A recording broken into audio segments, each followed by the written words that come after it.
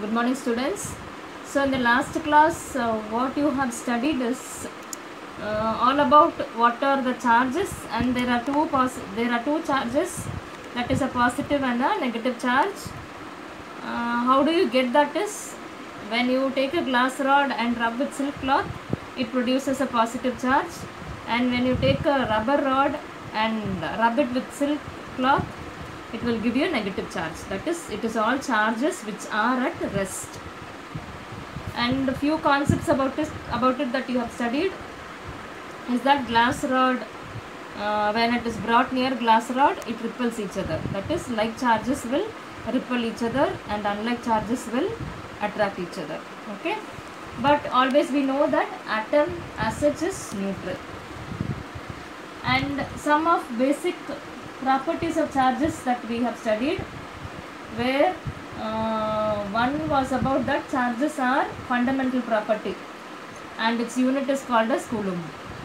And the next one is conservation of charges, where it says there is no change, or I can put it in the other word, where the total electric charge in the universe is always a constant. That is, when you have a chemical reaction, the number of electrons before reaction and after reaction is the same. Like that, when you have a nuclear reaction, before and after reaction, the charges are the same.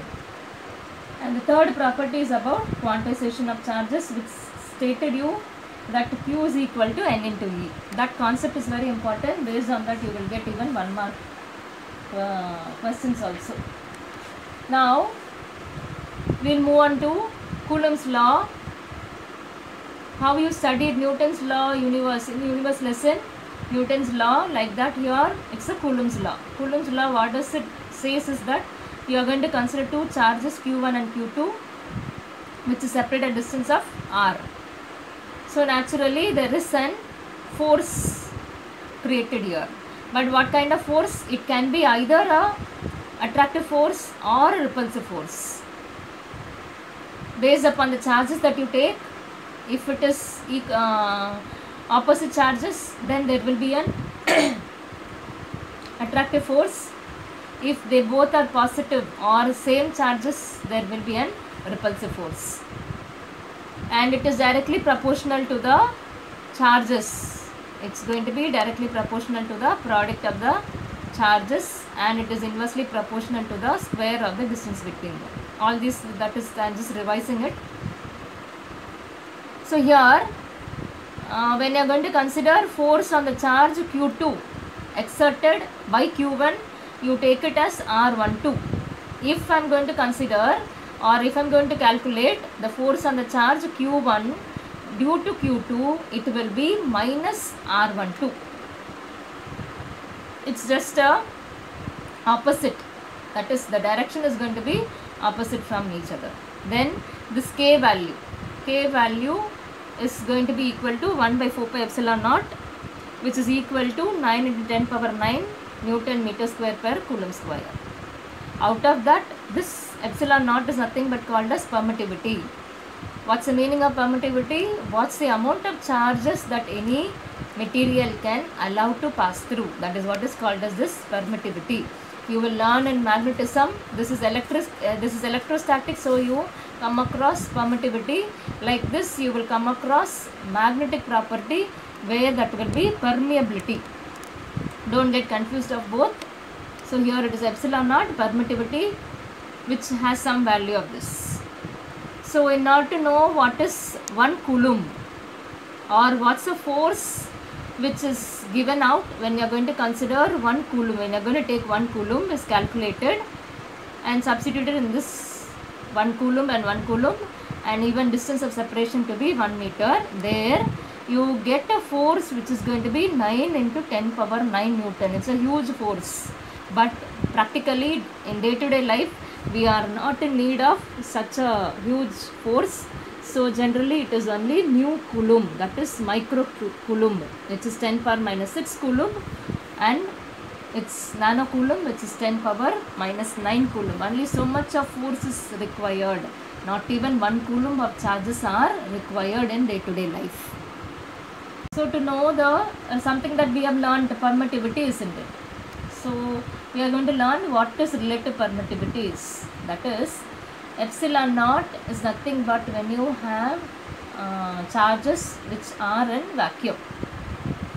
But if it is kept in a medium, then it is epsilon. So I need to find out the relationship between these both, which is called as relative permittivity. So relative permittivity, or this word relative itself says that I am going to compare some quantity with a known quantity. This epsilon naught is a known quantity which is going to be in vacuum. So I am going to compare with the epsilon which is there in the medium. And always vacuum, that is what, this is going to be 1. That is why I said this is a constant value. And for other media, what happens is that this epsilon r is going to be greater than 1. Though Coulomb's law and Newton's law of gravitation looks like alike, but there are many differences between them. That is, first one is that this is Fg between masses is always attractive. As it is said, when you have gravitational force, there you will have only an attractive force. But here it may be either attractive or repulsive depending on the nature of it. And then their G value is found to be so much, which is 6.626 in 10 power minus 11, which is a smaller force. But here it is a very huge force where K is equal to 9 into 10 power 9. Then gravitational force is independent of the medium. But here when you have something called as epsilon, then it says that it is going to depend on the nature of the medium. And gravitational force is same whether masses are moving or not. But here when charges are moving, this we will learn in your 4th lesson. When charges are moving, what is the other force which is added to it is nothing but called as Coulomb force. But the next one says that this force or Coulomb's laws obeys Newton's third law also. What does it? How do I prove that? Is when I am going to calculate F12. What is the F12? Is nothing but force on the first one, on the first charge due to the second one. Here I am going to calculate F12 or F21, where I will be able to find out that there is a minus sign in between.